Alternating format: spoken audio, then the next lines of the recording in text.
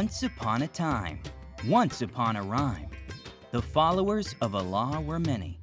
Many, but just how many? Perhaps one, perhaps 1,000. As many as sand at the beach, as many as stones on the ground. I took to counting, perhaps I would know. I counted until I could count no more, but still the end was far from sight. A stone caught my eye in the sand. Green as green it was, and shiny too. It was verdant and beautiful, and the next thing I knew, it spoke. It whispered in my ear and told me a tale. Then the stone said it to me. Don't think this story was just for you. This story is for the children. Go forth and tell it to them, it said. And so the stone sent me to you. Let's see what the stone had to say. Once upon a time, there lived a traveler. He did not care for worldly things. He wanted only to see new countries, new towns, seas, and forests. He traveled around so much that they called him Traveler Shalebi. One day, Traveler Shalebi set out for a city he had never been to before. On the road, he saw some children playing with a mouse, bothering the poor animals ceaselessly. He felt very sorry for the sad state the mouse was in. He used the money he had to buy the children a kite. That's how he saved the mouse from the children. He went on his way. Later, he saw a donkey. Its owner had put such a heavy load on the donkey's back that the poor beast could barely walk. Traveler Shalebi gave some money to its owner and bought the donkey. Then he set the donkey free. As Traveler Shalebi went on his way, he saw a crowd of people. They were standing around, laughing at a bear. One man had a collar around its neck and was making it dance. Traveler Shalebi was so saddened to see the bear in that state that he used what money he had left to save the bear from this man. The bear, just like the donkey and the mouse, made its way into the forest. Traveler Shalebi had saved all the animals, but now he hadn't any money. This just wouldn't do, since he had barely started his journey, and he would need money on the road. He thought of a nearby village. This village was guarded by a dragon. The dragon had a vast hoard in the village, but it was so greedy that he wouldn't give anyone even a coin. What choice did Traveler Shalebi have? He thought, there's no harm in asking, and made his way towards the dragon village. When he made it to the village, he spoke to the dragon, told it of his troubles. If you lend me just a little, I can go see the cities I want to see, he said. I promise I will pay you back as soon as I can.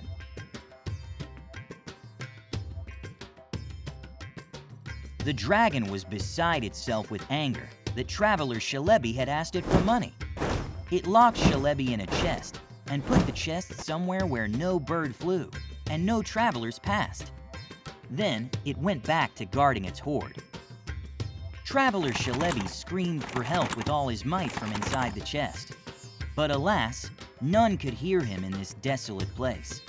He was slowly running out of hope when he heard a scratching noise coming from the lock on the chest. It was as if someone was nibbling at the lock. Soon, the lock broke and the lid opened slowly. The first thing Traveler Shalebi saw was the mouse, the donkey, and the bear all together. Traveler Shalebi gave his friends who saved him a great big hug.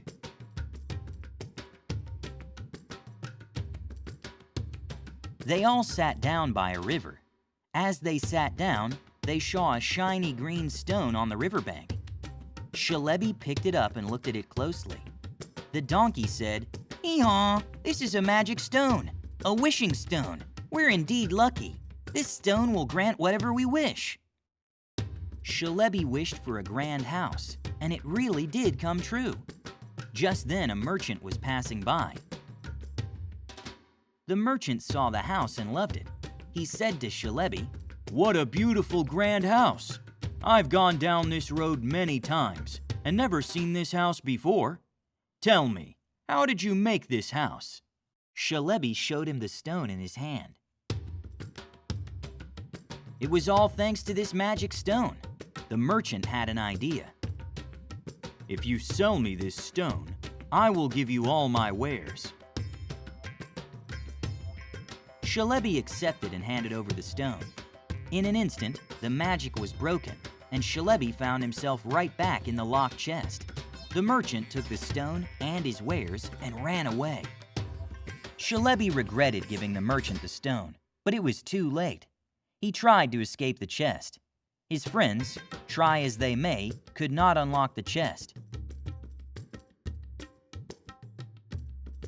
The bear said, "Roar! We must get the magic stone back. We have no choice."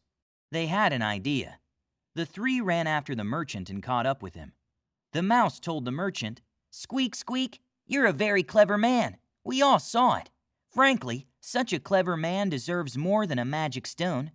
I will tell you the place of a village full of treasure." The merchant was taken aback. "Where is this village full of treasure?" "Squeak, squeak, I'll tell you, but on one condition. Give us that stone there, and I'll tell you the way to that village," said the mouse. The merchant accepted this offer. He gave the mouse the magic stone and quickly set out for the village full of treasure. He knew naught of the dragon that awaited him there. Shalebi's friends brought the magic stone back to the chest as quickly as they could. The chest opened up with the powers of the stone. Traveler Shalebi was once more saved from the locked chest, thanks to his friends. He asked the magic stone for a big grand house with a garden where he could live with his friends. What about the merchant? Nobody heard from him after he set out, greedy to make more money. Who knows? Maybe he too found a magic stone on the road and made friends with the dragon. That's the story, no more, no less. The green stone was the wishing stone, Traveler Shalebi's companion. Let me end this story with one last thing. Neither stone nor treasure, friendship is the greatest gift and pleasure.